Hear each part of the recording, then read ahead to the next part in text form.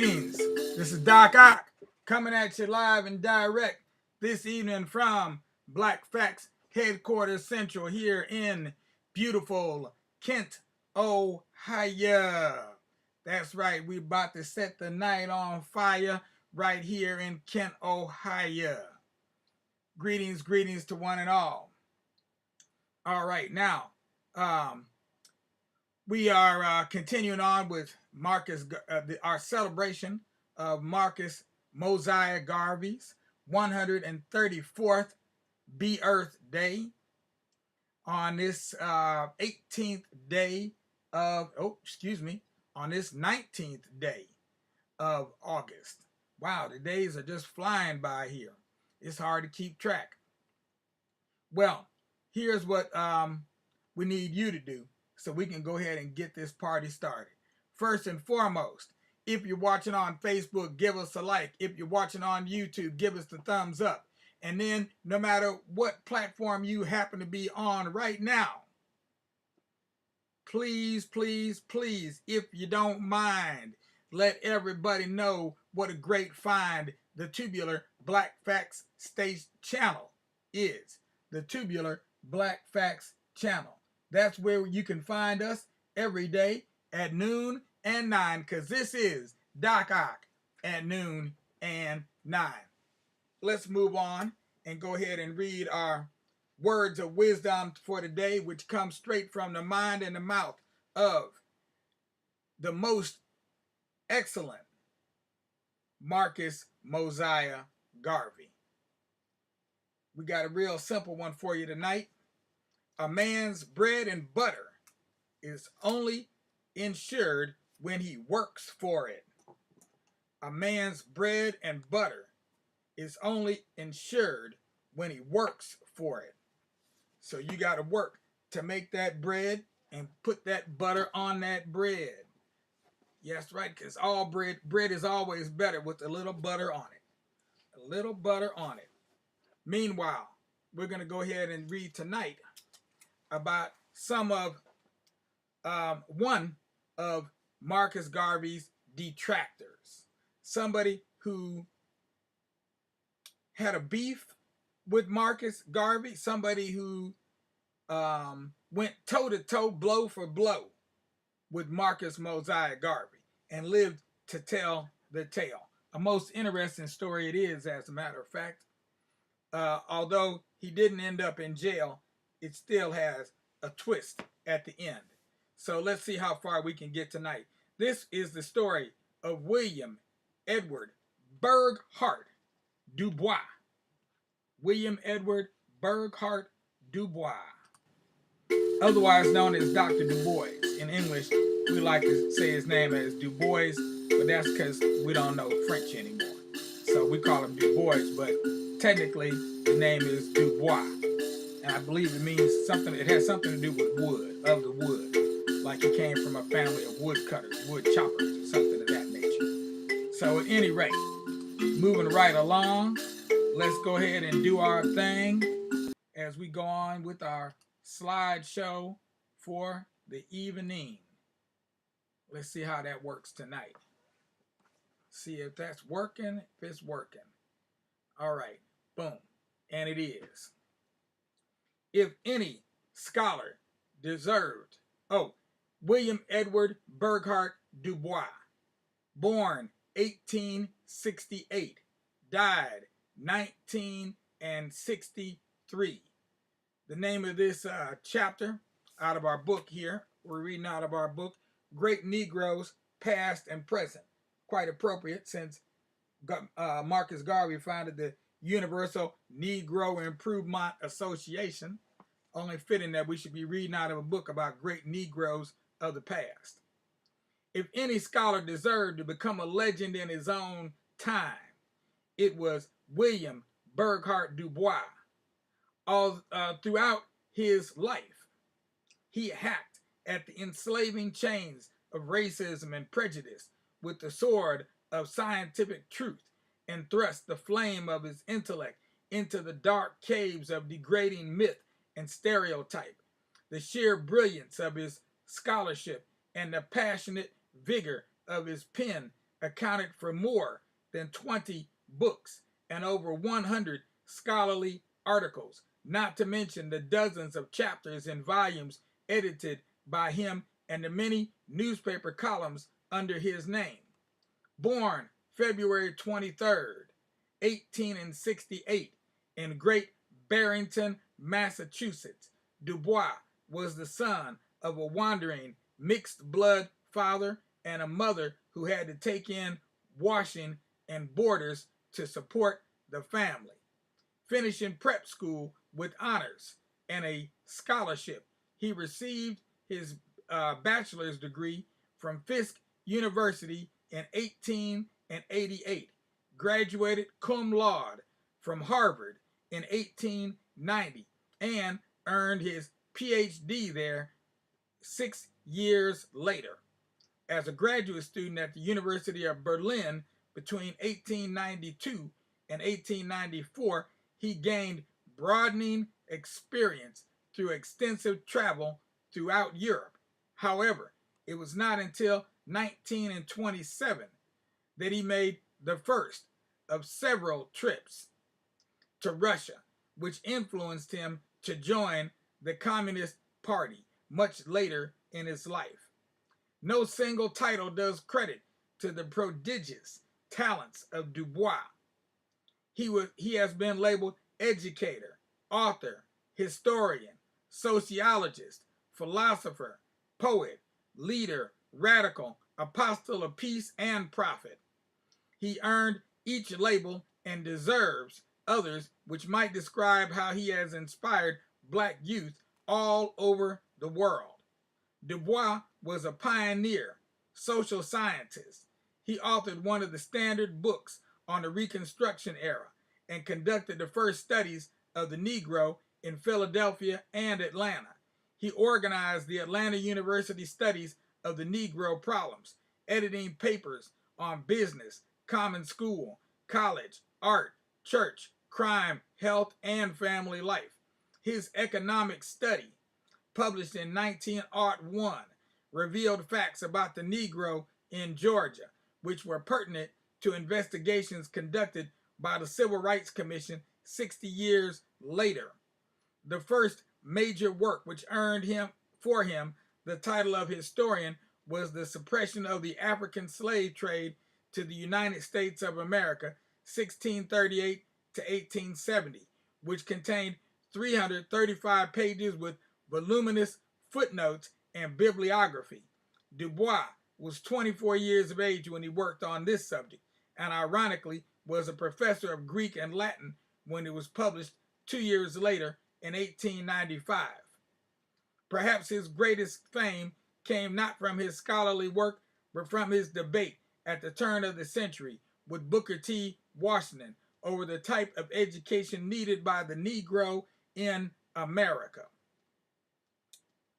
Washington, of course, stressed vocational education, whereas Du Bois insisted on training in the liberal arts and the humanities. After the death of Booker T. Washington, W.E.B. Du Bois became the one generally recognized spokesman for the Negro. He was a prolific promoter of the written word. Among the various publications founded and edited by him are The Moon in Tennessee, 1906, The Horizons, Washington, D.C., 1907 to 1910, The Crisis, the official organ of the NAACP, 1910 to 1934, Philon, and Atlanta University Quarterly, 1940 to 1944, The Brownies Book, a magazine for children, for 1920 to 1921. As an organizer and leader, Du Bois was both tireless and fearless. In 1905, he launched the Niagara Movement, advocating the immediate ending of racial discrimination and segregation. And in 1909, was one of the founders of the NAACP, which grew out of this movement. In 1919, he initiated the Pan-African Conferences in Paris with the hope of focusing world opinion on the conditions of black men everywhere. On behalf of the NAACP at the United Nations, he tried to get a firm anti-colonial commitment from the from the United States. In 1945 and in 1947, presented a protest against American Jim Crow. In 1949, he helped to organize the Cultural and Scientific Conference for World Peace in New York and later attended their meetings in Paris and Moscow. His leadership of the Peace Information Center resulted in his being indicted, along with 4 other Americans, for being an unregistered foreign agent. This was during the McCarthy era of the 1950s, and suspected subversives were being hunted without restraint. Du Bois, then 83 years old, said, "It is a curious thing that I am called upon to defend myself against charges for openly advocating the one thing all people want, peace." In spite of intimidation, liberals rallied to his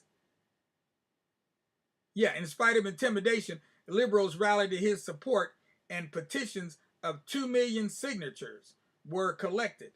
Before Du Bois could take the stand in his own defense, in November of 1951, the case was dismissed. But the Cold War against communism continued. And because of Du Bois' radical views, the press and the public accomplished what the courts could not. Many halls were closed to his speeches.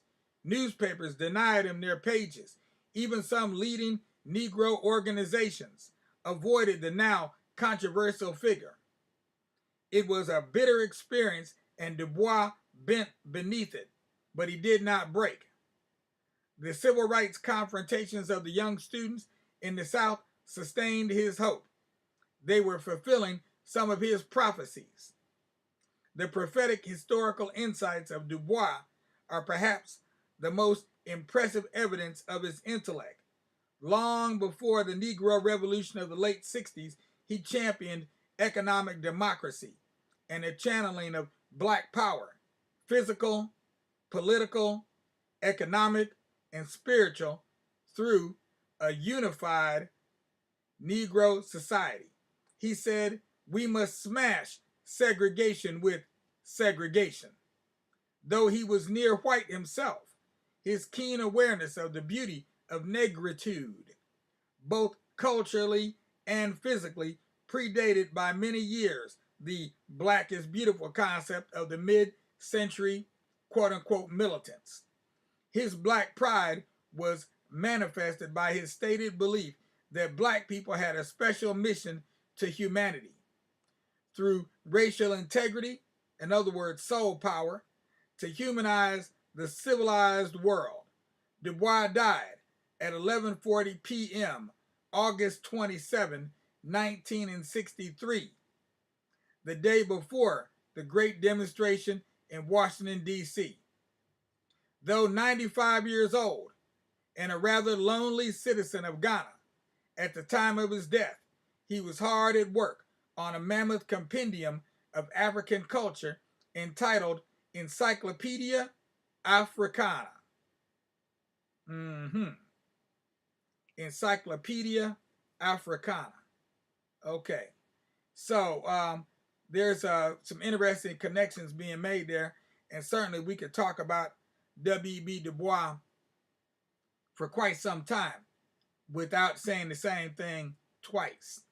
But we're not going to bore you with that, because it's about time for you to lay your little head on your little pillow, on your little bed, and put your sleepy self right on up there in that bed with your little sleepy head. And once you've done all that, and you start to feel those sunbeams beaming down on your eyes in the new day that's about to dawn, we want you to remember that the best time to rise and shine is at the dawn of a brand new day. Because that's your opportunity to do something better than you did the day before. So give thanks for the dawn of a new day and your chance to do things in a whole new way, better than you did the day before. Meanwhile, for all you adults out there, what we need you to do is to go ahead, give us a like if you're watching on Facebook, give us a thumbs up if you're watching on YouTube, and then go ahead and subscribe to the Tubular Black Facts channel right below here on YouTube. Just hit that button real quick, give it a lick one time, hit it and quit it, don't even think about it, just go ahead and forget it. But we won't forget you. And every time we create a new presentation, which we do twice a day at noon and 9, you will be notified. So you can always be on point and not miss one of these jewels that we're dropping here in your path. We want you to be able to pick them all up and be extremely wealthy. That's right. Healthy, wealthy, and wise. Meanwhile, we're going to go ahead and say peace with justice to all of our good friends out there, including, who do I see out there? I see Primrose Tariro Chifamba. Give Primrose a wave. I see Tony Johnson out there. Who else did I see? I seen somebody else out there too, I thought. There we go. And Archie Coleman. Anybody else? Nobody else. All right. So we gave all of y'all a wave. We appreciate everybody's support. The end of the month is fast approaching. You can make donations now or you can wait till later. Either way it goes, we do need your financial support as well, because we are in the process of planning some new events, online, offline, in virtual reality, in real reality. We planning to make a move. We're trying to make a move. We're trying to make a move. Okay? And we're doing the best we can to make a move and get you in the groove.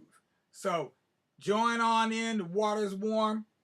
Make your donations when you get a chance. Peace with justice. Anything less disgust us. And you know we don't like being disgusted, even though we do like being discussed. Peace out without a doubt, y'all. Going to the extra.